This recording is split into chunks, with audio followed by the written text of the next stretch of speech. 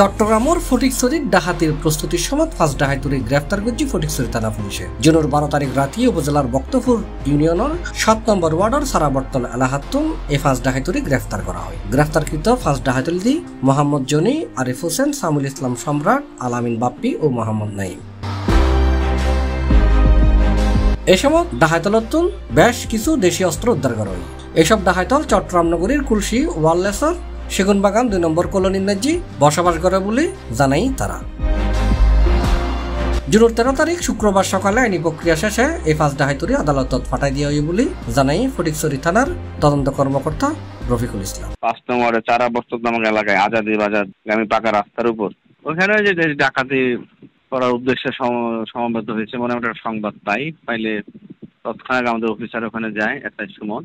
ওখানে গিয়ে আমাদের পুলিশের উপস্থিত টের পেলে ওরা পালানোর কালে আবার 5 জনকে ধরতে সক্ষম হয়। তো তাদের কাছ থেকে আবার তল্লাশি করিয়া বিভিন্ন ধরনের দেশীয় অস্ত্র যেমন আপনার ছুরি, কাঠে, তারপর লোহার রড, তারপরে চাপাতি এসব বিভিন্ন কিছু উদ্ধার করা হয়।